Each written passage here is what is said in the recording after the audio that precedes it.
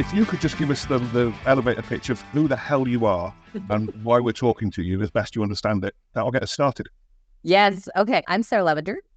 I've been in marketing for 13, almost 14 years.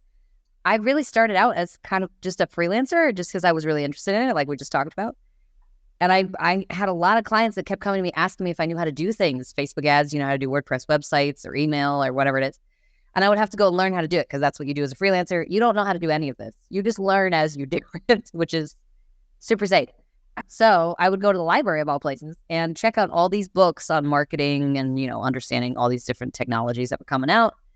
And right next to the marketing section was all these different books on consumer science and psychology and consumer behavior and economics and all these really interesting things about humans in particular. So very serendipitously, I started checking those books out and I got hooked. Like, it was just the most fascinating field of study I'd ever seen. I just studied for 10 straight years. Every book that came out, I just consumed it. Every podcast, like every article, I just consume as much information as I could. So fast forward to COVID, accidentally fell into paid advertising because that's what you do as a freelancer. And I had been doing lead gen for quite a long time before I fell into e-commerce right when COVID hit. And for some reason, I randomly was just like, I'm at home with 2 kids. I'm going to go nuts if I can't talk to somebody. So I got on Twitter and just started talking to people who were in paid advertising, mostly just because I needed friends. So I was like, I can't do this by myself. So I went and started kind of sharing all these really interesting things about this is, one psychological tactic that really works. This is a myth in marketing that everybody believes that's not scientifically sound. So I just kept sharing and all of a sudden it just exploded in 2021. And I kind of grew my following from there. And now I get to be a consumer behavior consultant. So it's been awesome. It is super cool, right? The wormholes you can go down when you start digging into the psychology and behavior science is just mental. And hopefully we will exploit you a little bit on that. But is there one thing that you go back to time and time and time again when you're onboarding with a new client or whatever? Is there one de facto, this is going to work regardless of your industry type tactic? Yes and no at the same time. The majority of the time I have to do a lot of retraining. So as marketers, we talked about, earlier, but a lot of this stems from just experience of working with other marketers and understanding and testing and testing and testing. The unfortunate part about that is we've built an entire marketing industry based upon what's known as direct response marketing. And that came out, ages ago. Very, based in copywriting, very much benefit driven, very long form sales copy, very, very direct response. Now, direct response came out of an era where we were focused primarily on building brand. So the brand era was somewhere between the 60s and the 80s. And that particular era was focused primarily on how well do people know you, right? So familiarity was a big part of it. Once we got into direct response, it was almost this idea of you should just be able to coerce or persuade people into purchasing things based upon how you structure your entity, your brand, right? So the interesting part is I have to retrain people a lot to understand that direct response isn't necessarily psychology based because it makes you believe as a marketer that you are able to persuade people to do things. And that's not how humans work. No marketer on the planet has ever persuaded anybody to do anything. 100% of what we do as humans is based upon behavior. Behavior in humans is built from emotions, and emotions reside in the subconscious.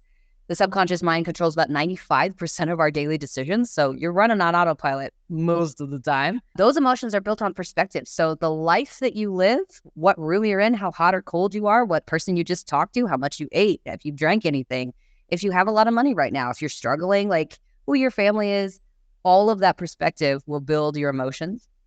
But that perspective is built on context.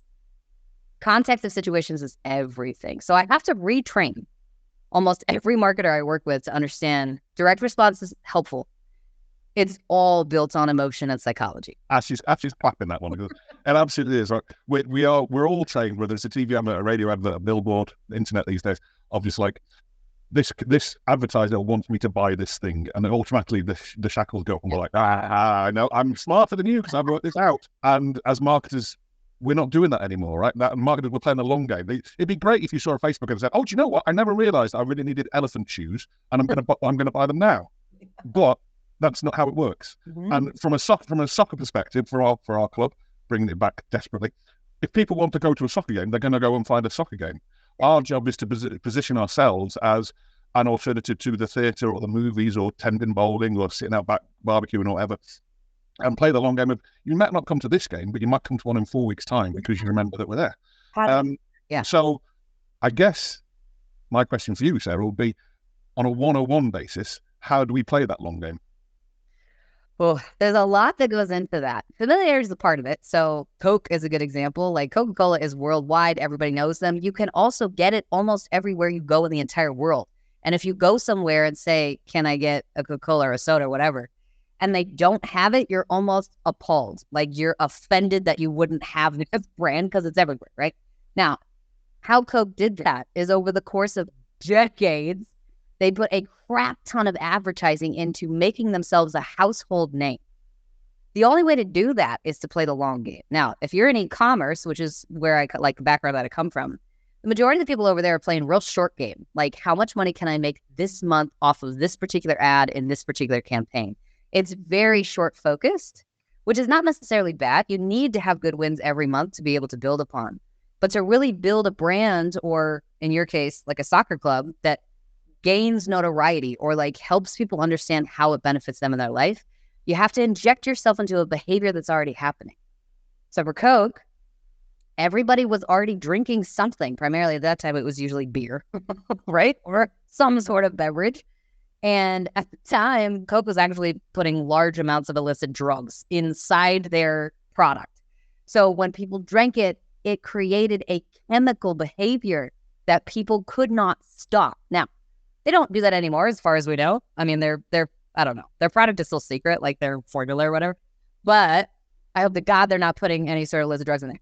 Because of this, we've basically generated a behavior we can't stop, right? Soda is just a part of our lifestyle now.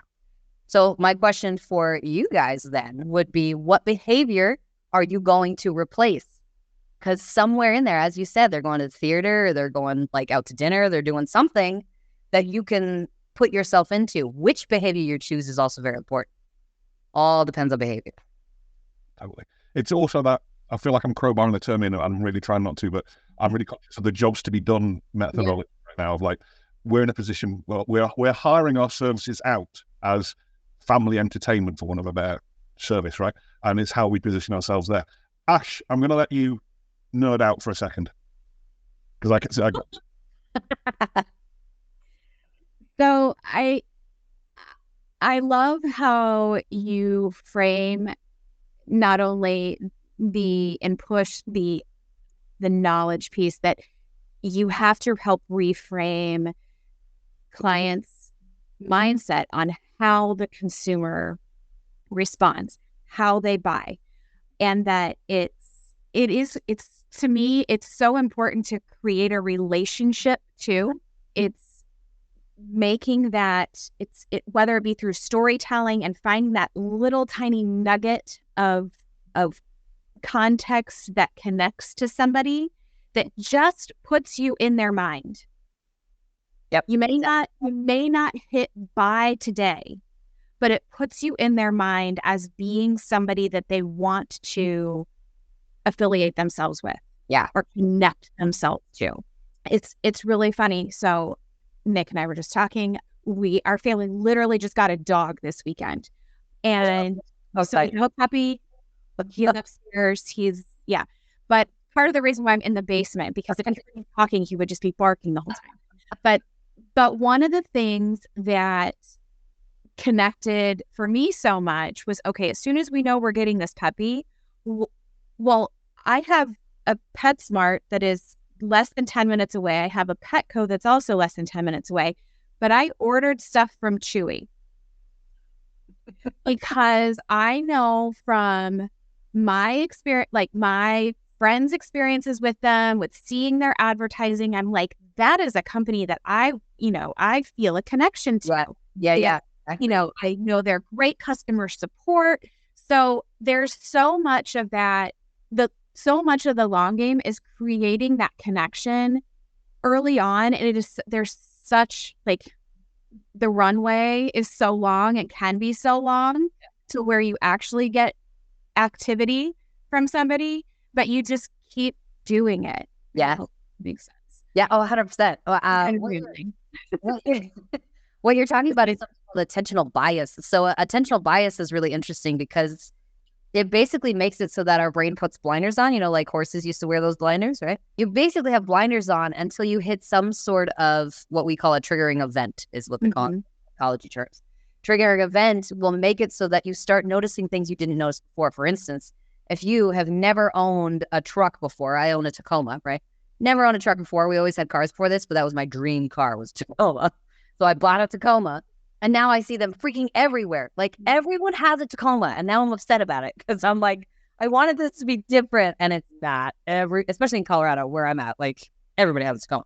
So attentional bias will basically make it so you can't see the brand until something happens in your journey as a person to where the blinders come off, because you now have a psychological reason to look for something to solve a problem. So it's amazing that like you probably weren't thinking about Chewy until you got a dog. Like there was no reason to, Right. And it's and there's countless other examples. I love the car example. I've had that happen to me with cars. I'm like, I'm doing something different. Nobody else does this. All you see are Hondas everywhere, and then you bring home the Volkswagen, and everybody is driving the same exact car as me. But yeah, I think that's so interesting, and I think it's so bypassed in marketing and branding to understand the psychology behind it, and that it is so much more than just what's in my product that's gonna make somebody hit by now. We get upset when it doesn't go fast enough. And first of all, you're not ready. Like people are just not ready to purchase it. The other problem is, and this is a very real thing, there's a stat that goes around constantly, right? The person with the most money, or the person who can spend the most money on customers, will win. And that's true because they're top of mind all the time. That's why Coke got to be as big as they are. That's why Nike got so big. That's why Netflix got so big. Like, as soon as you start getting injected into the culture of people, it's very difficult for people not to know about you because somebody they know is going to talk about you, right? So at the end of the day, it really does come down to how many eyeballs can you get on you as fast as possible, because you need to stay around all the time to be able to have this connection, as you talked about, like relationship that's permeable. Yeah. Well, and then the ultimate win is when your brand becomes the shorthand. Yes. For anything. When somebody's asking for, somebody could go into a restaurant, your Coke example is perfect.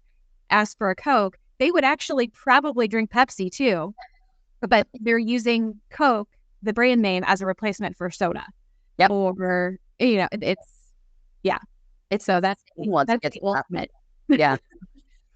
So then, are there like triggers or biases that we can tap into as low budget marketers that are not proven, that's not fair, but like are most likely to achieve success? Yes. So there's a lot of different things that you can do psychologically. I always start with emotions first, mostly because using psychological hacks will not work at all if your messaging is still incorrect. And this is usually what I run into, especially when I'm doing consulting for brands. Oftentimes I will see people are very excited about using psychology, and I have to tell them, I can't give you random hacks like, use more white space, make sure your, products are facing inside the ad. Like there's some interesting things that you can use to try and boost conversions. However, it's really minimal. It's going to be a minimal lift for you if your overall messaging doesn't match. So I always start with identifying the core emotion of your customer. In general, I use NLP to do this. So that's natural language processing. And mostly because I'm big on the linguistics. Language is really interesting because depending on the language you grew up speaking, it changes how you view the world and what you think about life. So I grew up English speaking, and in English speaking countries, which is pro tip, most of the time our eyes will bounce, right? Left to right, left to right, left to right. Usually this is used almost exclusively for landing pages. you'll bounce in this kind of Z or F pattern. And that's primarily due to the fact that when you're 5, like my 5-year-old is learning how to read right now, you are taught to start in upper left and go to lower right. You read across the page, right? If you do that long enough for 35 years, your eyes are naturally going to be trained to look like this. Now, if you are a Mandarin speaker and you read top to bottom, right, your eyes are going to do a very different thing than they do in the US, or in any English-speaking country. So those type of things, design-wise, there's lots you can do with how the eyes track and how they process things. But in general, we start with identifying those core emotions first. So I will usually go through and pull down somewhere between like 100 and 150 long form reviews off a website, as much paragraph text as I can get, because I want context and perspective inside those reviews. I'll put them into an Excel spreadsheet and usually organize it by character count, because again, I'm trying to get as much text as possible. Then I'll run it through an AI system that is, right now I have one that I'm building in chat that's basically programmed to pull out reviews and categorize them into 9 different emotional motivators. So this psychology model was built from a good friend of mine, Will Leach, which I talk about a lot. Will is amazing. He's 25-year veteran in economics. He's been doing this such a long time. Really, really good at this stuff. He has basically spent his life's work of trying to figure out which emotions usually come out in different consumer sets. And he's identified 9 that are pretty consistent. So my model will take it and compare it to his model. And eventually it'll get down to the point where we can identify usually between like 2 and 3. Sometimes there's 4 core emotions that are coming out, but that's pretty rare. Usually I see about 3 that come out. Once you identify those emotions, then you can figure out how many different ways can we say this emotion. And I do this specifically because it's very detrimental to just try and hit one emotion, because emotions have nuances.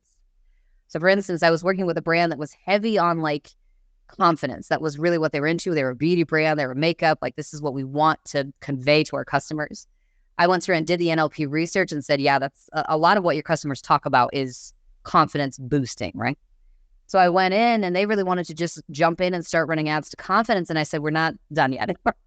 Confidence is one, but confidence goes in like several different directions. Cheeky is confidence, right? It's just a different type of confidence. You can also do boss babe. That's a type of confidence. It's very different than cheeky though, right? So which type of confidence is now what we're going to start testing in the actual ad account. That's pretty important to start your entire methodology off of, is the emotions first. It's fascinating. It really is. I mean, on a very simplistic level, we saw great success when we pivoted just from saying, hey, we've got a soccer match going on, to, hey, we've got like, bring your family to this safe environment. Oh, and by the way, there's a soccer match, right? To us as soccer fan, it should be enough, right? It should be enough if you're selling Coke. Well, we're Coke. Hi, why are you buying us? But it's not. And you've got to. I'm learning that you've got to find a reason to inject yourself into someone else as the brand, right? So the emotions that we're trying to tap into, I guess, are going to be like enthusiasm and community pride. And the community pride's not emotion, but you take my point. So I just love the fact that it's more than just, hi, we exist, would you buy our thing? Thank you very much. And so a lot of our competitors just sort of, they advertise their games and that's great, and then they stop because the season's over, right? We have a 3-month season and a 9-month off season, and then they'll start back up like 3 weeks before the season starts. Hi, remember, buy some stuff from us. And to me, that's just like the crazy guy in the bar that's just walking up and injecting himself into your conversation, right?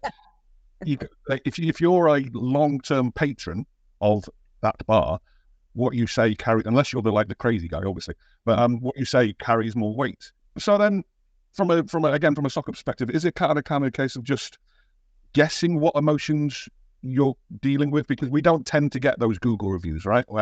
We get tendencies of 200, 500 if we're lucky. So we're not getting people spending hours saying, I like this and I didn't like that. So are we just sort of picking stuff out of the sky and hoping, and then testing and testing and testing? Would that be what you do?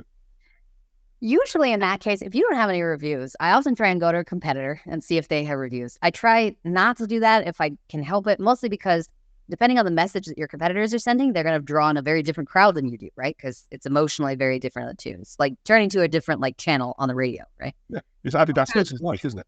Yeah, oh, exactly. So for you guys, if you don't have any reviews that you can capitalize on, the next best thing to do is basically make an educated guess and test it from there.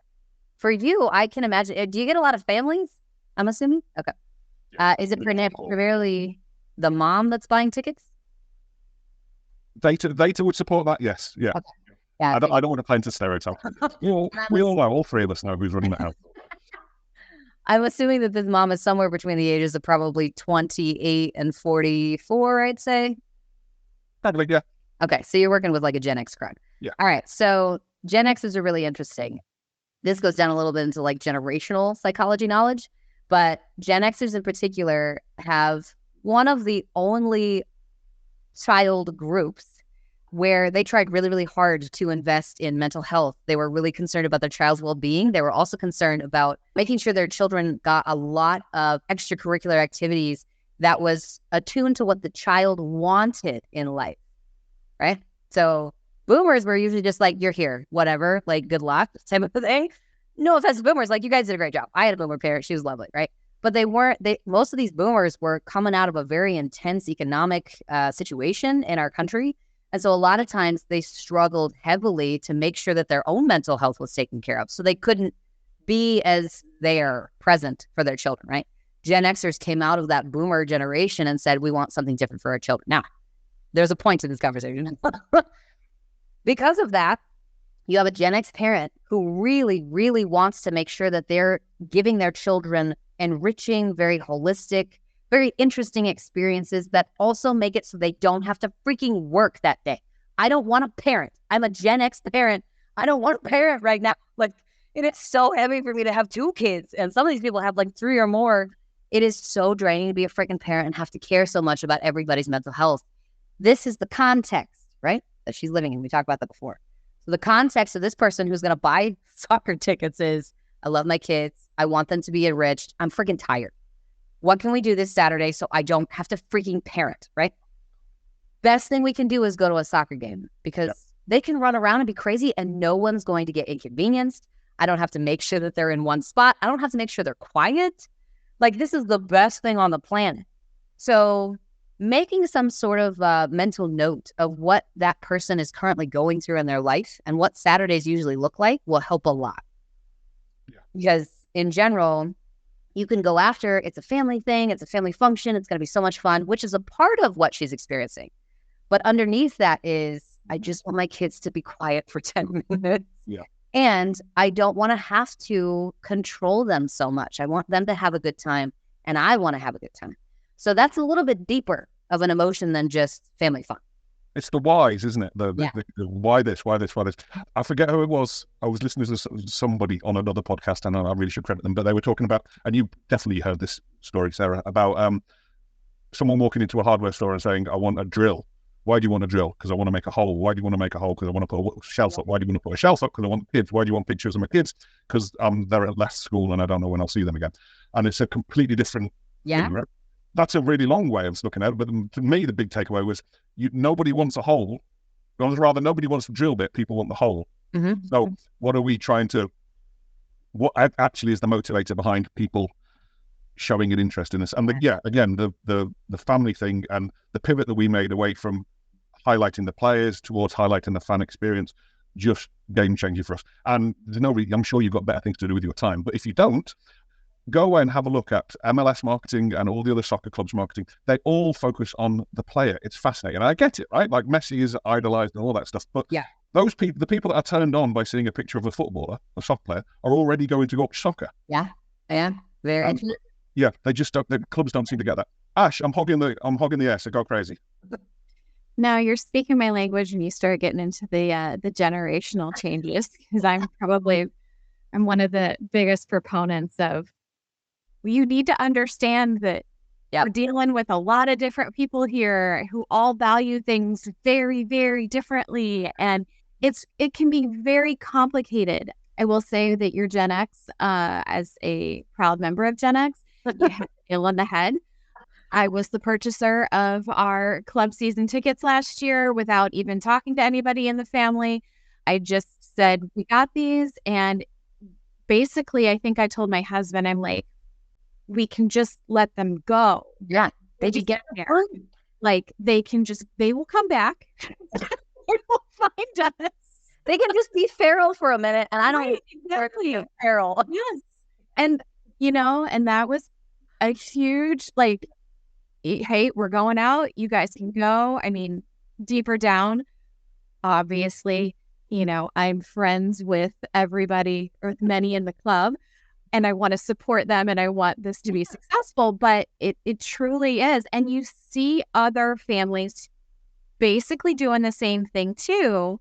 Yep. And so I can completely, we could talk about generational messaging and importance of values all day, every day.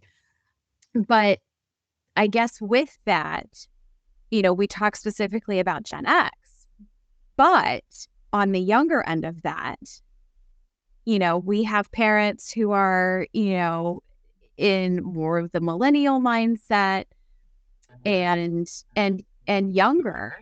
How do you recommend creating, without getting overloaded, but creating messages that are going to hit on the pain points of each one of these different generations when they really truly could all be audience members, and potential ticket buyers and attendees?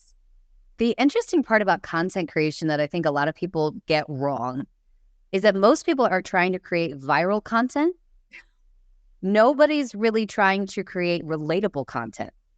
It's the relatable content that goes viral. It's not just a viral piece of content. Like, I'm sure you could try and use some tactics to try and get it out there. But if you're creating any content, whether it's for organic or paid, one of the best places to start is understanding what are the generational references that I can use.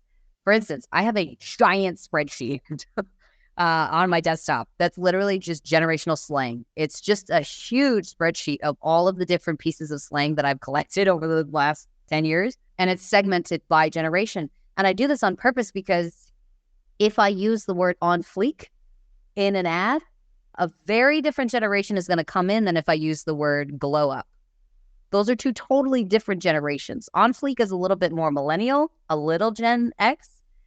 Anytime you use glow up, that's going to be very much Gen Z and below, right? So having an understanding of language helps. Some of this also comes down to, though, if I use SpongeBob in any of my advertising, only Gen Xers are going to know what the hell that is, right? Anybody in Gen Z is going to be like, that is the weirdest thing I've ever seen. Trust me, I've tried. I've tried to get my 5-year-old on SpongeBob, and he's like, this is creepy. I'm like, no, it's not.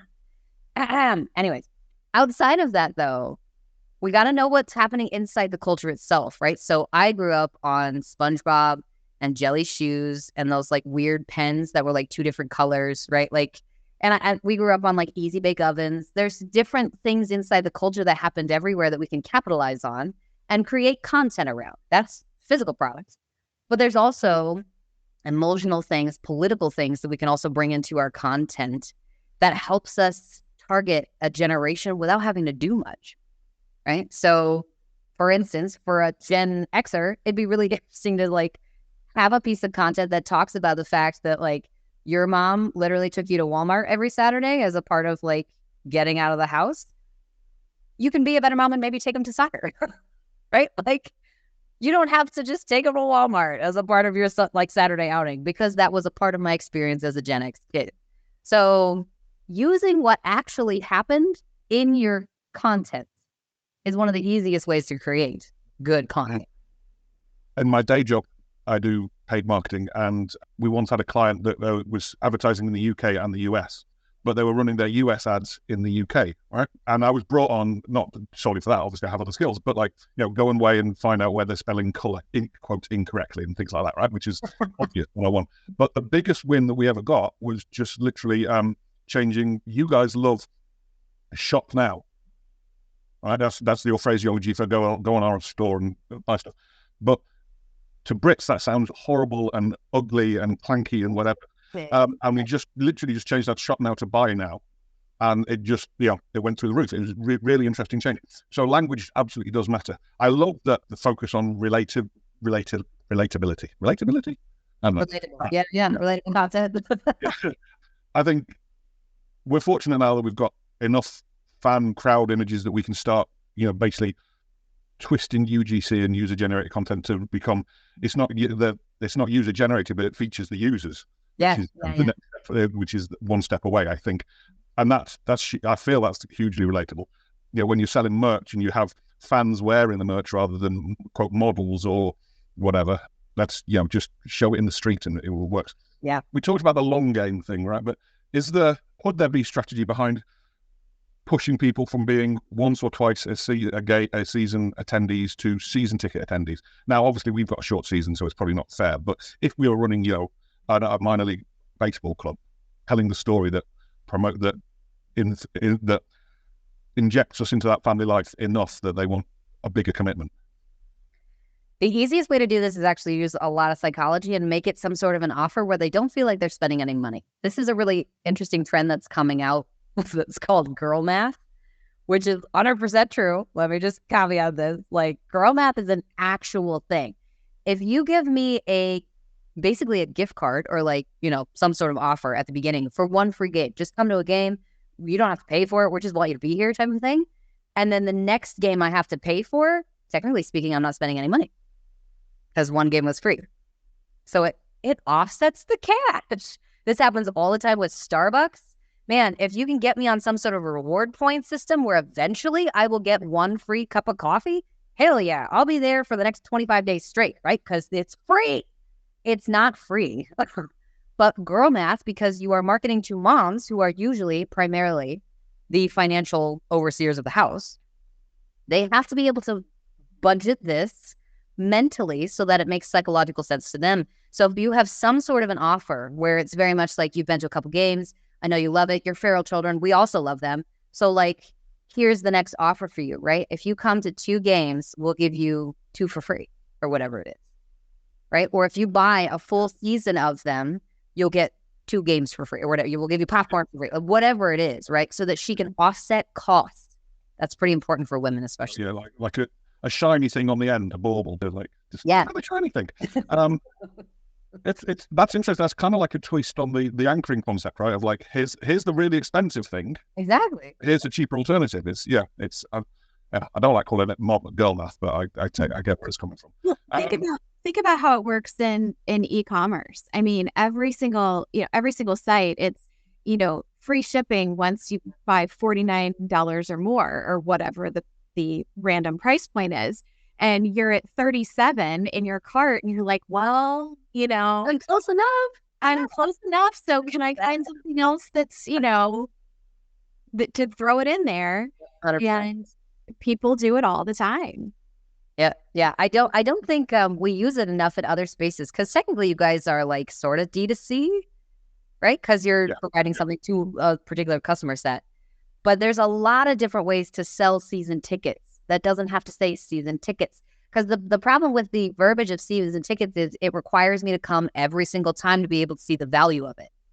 Absolutely. But you can cut it up into season tickets, 3 games at a time, 4 games at a time, whatever it is, and include some of these benefits of, priority seating or free babysitter, whatever it is, so that they feel like, oh my gosh, this is worth it.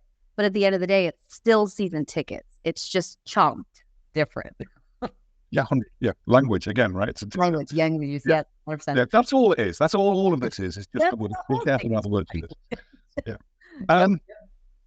Is there anything top of mind alongside the girl math thing that is exciting you? Regardless, I'd like it to be focused on the soccer thing, but genuinely just because I love where your head goes. Is there anything else that's quite emerging right now that is oh wow, that's changing the game? AI in particular, which is difficult, I think, because most people are very much that's a lot. No, I don't know about that. But the things that you can do with the AI and the speed that you can work at is insane. So one of the biggest podcasts that I listen to, for the life of me, I cannot remember the name of it, which is terrible because it's a very big podcast, but I can't remember the name. I know the guy, I just don't know the name of his podcast. Anyways, British guy, really nice, always brings on these very substantial, very knowledgeable people. I saw something on TikTok the other day where he was explaining his ad psychology, the campaign methodology that he uses. And he says he has a trackpad, right, underneath the table. And as the person in front of him is talking, he is pressing the trackpad every time he hears something that's really interesting or a very viral piece of content. It sends it to the AI system that's in behind the wall. The AI system analyzes it, throws it into an ad, and then somebody takes it and puts it into an ad account in real time while this person is talking. I know. I was like, what the poop? Like, this is insane. Puts it into an ad account and tests all these different headlines to see which one is going to be the best, so that by the time the podcast comes out, they have an ad that's going to hit. I don't think people understand that, like, eventually, if you're doing all of this manually, you will not be able to keep up, because AI is making it so screaming fast to test ideas. Like, it's just, I get stressed out thinking about it. I'm like, this is about to get really real. Now, for entities like you may not need it, right? Like, for a while, but eventually it will help you to move faster, quicker, more efficient. Like, getting on some sort of, especially for thinking. I don't really use AI for generation anymore for like headline things. Sometimes I do, but for the most part, I use it to think, because I don't have as much context as the AI does. Yeah, no, I understand. Yeah, like, make draft 1 and I'll run with draft 7. But like, yeah, absolutely. The saying is like, you're not going to lose your job to AI. You're going to lose your job to someone who knows how to use AI. Yeah, exactly. Yep. Ash, any questions? So if you were talking to somebody who has not delved into the world of AI because they're like a purist. just theoretically, right, Ashely? Theoretically. Do you have resources that you recommend? The best thing that I would say to do, AI is only useful if it's useful for you, right? So in general, I started using AI as a way to start generating ideas for ads in particular, because I'm in paid advertising. But I would start with one AI. Don't try and do all of them, because Canva has AI, ChatGPT has AI, Google has AI. Like, there's also nuanced AI outside of that that's just for generating ad, headlines, or just for productivity. Like, there's AI everywhere. So the best thing that I did was I chose chat because it was trending. That's the only reason why I use it. So I chose chat, and I decided to say, okay, I'm going to use it for one specific thing, and that's to generate ad headlines and see how nuanced I can get. So I just started talking to it like it was a person, right? So that's the easiest way to do it with any sort of AI, is to just sit there and say, I need an ad headline for a dog brand that makes dog beds. Can you give me a prompt that would help generate that? And chat will be like, there it is. So I think the more time you spend inside the AI, the easier it'll be to start using it in your everyday life. I think depending on what type of customer you are, early adopters or like, whatever it is, some people are just more excited about it, and that's totally fine. I think foundational marketing still has its place because, again, at least for now, the AI has to have somebody there to prompt it. We haven't, so far, we don't have AI that can prompt itself, right? Without actually getting onto the platform and typing something in. So I don't think we need to worry about getting expert level at it just yet, but I would not like sleep on it. I would definitely at least know how to use it. That's going to be pretty important. I love it, for the record, Ashely. And I love the fact that you haven't spotted that a lot of our content is AI generated or AI driven. So that's a testament to AI. Outside of AI, are there mistakes that you can make through leaning into your knowledge too heavily or too soon, too quickly? Yes. I try and tell people all the time, unless you have a decent amount of knowledge with this, try really hard not to just like test stuff that you find. Mostly because it may not work for your specific business models. Most of these studies that they're doing in psychology are a very specific use case with a very specific brand who did a very specific thing, a specific blah, blah, blah. So take it with a grain of salt. The very nuanced psychology, I probably wouldn't test unless you're a pretty big brand like True Classic or whatever. But in general, there's a lot of like what we call basically, I don't know, foundational psychology knowledge that just applies to everybody. Like we talked about, emotion. We need more emotion. We need more context. We need more perspective. Like, we need more generational marketing. These things don't necessarily change very quickly. If you're going to start using psychology inside your brand, start with the basics: emotion, generation, offer. And that's about it. You can start getting crazier with it if you really want to. But in general, humans don't change very fast. So Certainly not on the speed that would be beneficial here. Absolutely, yeah. It's the core tenets, isn't it? It's the social proof, and it's the anchoring, and it's all those things that are proven to work rather than being cutting edge. We're speaking to an audience of maybe 3,000 and getting a 2% click through. Like, okay, that's probably not the biggest data set, so let's not try and reinvent the wheel. Yep. How do we grow as a small operation? There's a finite fan pool, there's a finite customer base, right? So how do you level up? There's a few ways to grow if you're a brand, especially if you're starting as a small brand. You either go into paid advertising and you get more customers, or you get more out of the customers you already have. Now, most people would say, well, you should definitely work to keep your customers because you can get more money out of customers. Like, it's cheaper to just keep them. I understand that sentiment, but it's not entirely scientifically accurate. Depending on the customer, some customers come in and purchase one time and they'll never purchase again. They'll come to one game and that's it. Like, that was the only time I'm ever going to come to this game ever again. My bias would be more towards, I want to get as many high quality customers as I possibly can. I want to get customers who are already soccer fans that I maybe haven't thought about yet. For instance, right now, your customer base, because of the language and the messaging that you've been putting out, is primarily Gen X moms, right? Are there corporate entities who do off-site team building, whatever, during your soccer season that we can start messaging to say, we are a really good way to take your team out and actually do some team building without actually having to do team building? You know what I'm saying? Are there other markets that are higher AOV and LTV than this one? And that takes a lot of research and a lot of time, but it's highly beneficial to open your market than it is to try and suck everything out of one that doesn't want to pay you. Absolutely. Yeah. Ashely, I don't know if you've got any thoughts on the, being a quote party venue for a corporate event or anything. I'm sure you might have made use of it once or twice. We stumble into these things without knowing that we're doing quote science, right? Like there's methodology behind you doing it, and then we're just like lumbering in and saying, "Oh, look, this works," and I don't know why. Ashely, go. I've got to get my thoughts together because there's a question there, but I don't know how to phrase it yet. So. No, I love the idea of, expanding the market and coming up with the ideas of figuring out, how do we make this experience and present it differently than just, an individual or a family or a mom with her two kids are going to a game on a Saturday night. How do we evolve that and get people there who maybe wouldn't ever come? They're not soccer fans, or they've never seen a game, or it's not something that they do, but to be able to come out and experience it in a way, and by virtue of that, expanding who that fan base might be and creating more of a customer base for the team. Even just sitting here, obviously the corporate events are awesome and are a fantastic way to get more people out. Even thinking about for other companies, like there's so many companies who do D2C companies who are doing customer appreciation events. Yeah.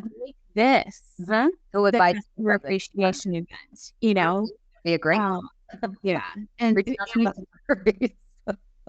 and I think what is also going for the team itself, and Nick and I have had lots of these conversations, is by virtue of where we're located, there's a real lack of available activities or a limited number of activities that, the family can go to. We have bowling, we have whatever else. And Nick likes to tease me that, I will drive my kids 5 hours to a basketball game in Southern Indiana, but I won't drive them 45 minutes over to Yep, there's a lot of psychology in that as well. Yeah, exactly. So it's trying to, again, find those areas that resonate with the different audiences and giving them and creating that relationship and that conversation about how they could best utilize us, whether it's on a consumer basis or whether it's potentially even on a business basis. 100%. Yep. Spot on. Okay, thank you, Ash. I think I'm there now. Right. Sorry, that sounded very dismissive. Thank you, just waiting for me to talk. Storytelling is a huge thing, right? Like especially if you're doing a long game. But how does a club that has a transient playing population, right? They're college kids. They come for the summer and then they go away again. We never see them again. And a small customer base. How do you build a story out of that becomes a soap opera? Yeah. Here's a good question. In the 1930s, I believe, Barnum and Bailey was a traveling circus, right? And they had very small customer base because every time they came into town, they had to do immediate marketing to get anybody to come see anything that they were doing, right? Barnum and Bailey was one of the biggest circuses in the entire nation and still is a very iconic, right? They grew their brand to the point where if I say Barnum and Bailey, you know exactly what that is, right? You guys have a similar business model to Barnum and Bailey because it's short, because it's small, because it's minute. So one of the best ways to do this, and this is really interesting because it comes down a little bit to how you want to be perceived. Again, it's all perception. But you have a short season, which means that you have limited quantities of the thing that you are very, very good at. So as Ashely just said, which was fantastic, she will drive 5 hours to go to a baseball game with her 2 kids. Why? Why would you drive 5 hours to go to a baseball or a basketball game with your kids? Right now, the harder something is to get, the higher it is desired, right? The deeper the desire that gets injected there. So for you guys, it'd be really interesting to see if you could possibly do some secret games or things that people can only get access to at one specific game and start capitalizing on this idea of we're only around for 3 freaking months. If you don't come to our game, you can't get access to us again for 9 straight months. Now, that would require you guys to do more than just soccer. Soccer is the lead gen. You guys don't provide soccer games. You provide an experience, right? Soccer is the lead gen. What happens at the soccer game that's beneficial psychologically to me? The popcorn, the beer, the free babysitting, right? Now, if the free babysitting comes with face paints, bounce castles, pictures with your mascot, absolutely, hands down, I will forego driving 5 hours because this is way more beneficial than basketball in another town. So I'm telling you, Ashely, the Ashely's crafting corner is going to take off. It absolutely is. Just making noisemakers. I love it. Look, I'm conscious of time for everybody here. So thank you so much. And thank you for the free consultation as well. This stuff is so interesting to me. It's just like, it's my favorite part of the strategy work.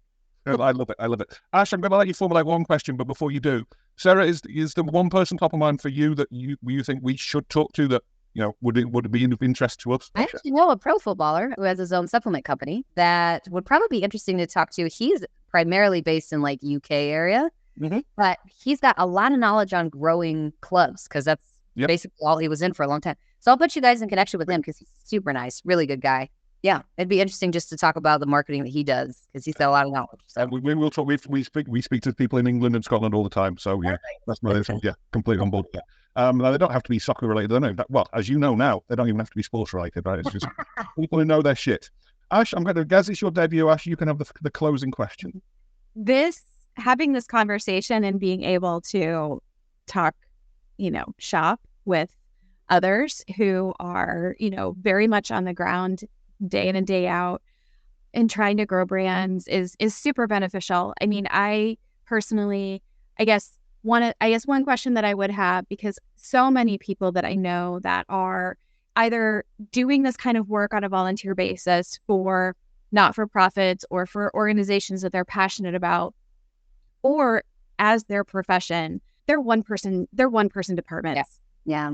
And, you are, it sounds so cliche, but you are wearing every hat within marketing, comms, PR, community involvement, social media, all of it. What tools or suggestions would you give to those individuals to try and do the best job they can, the most effective job they can for their organization? I will start by saying that props to anybody who's a one-person marketing team because you should not have to be. Marketing is not a one-person job and never should be, but it almost always is. Mostly because nobody understands marketing, right? It's very vague, like what is marketing type of thing. It's very difficult to explain too because it holds a lot of roles, PR and content creation, social media management, like lots of different things.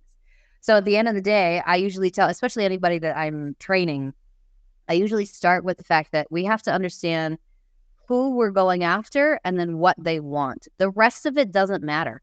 Format never matters. Whether you're on social media, you have a website, you're doing podcasts, like the format doesn't really matter. What matters at the end of the day is how well can we connect from this person's need to our product and solution.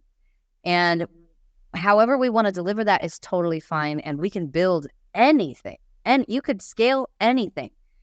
But really what it comes down to is them. The whole thing has to come back to what they're experiencing and what they need. That makes it a little bit easier to start like basically crossing off things that you just don't need to do. Or you may not need to do PR. It might not be that important because you are a traveling like entertainment source, right? You are a short form, very like limited exclusive thing. PR might not be needed. We don't need that all year round, right?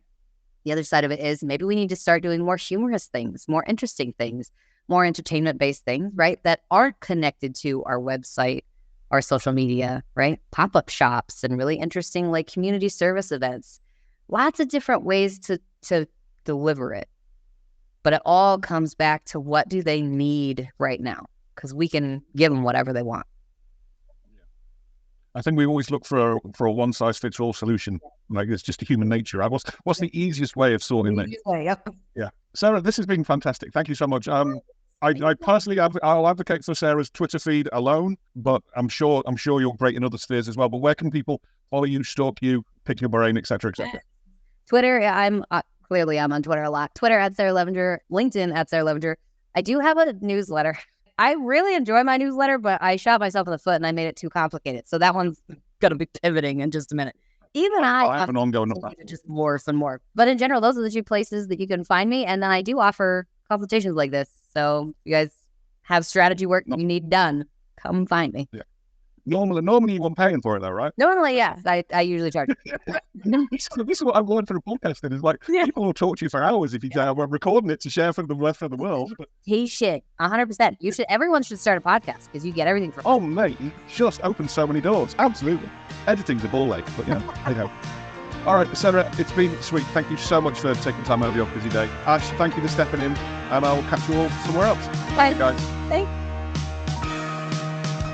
Now the time has come for leaving, fear now we shall return. We were so glad we could make it, but so sad we gotta run. Well, it might be a long time till we raise another glass. You can rest assured that next time we'll have ourselves a laugh.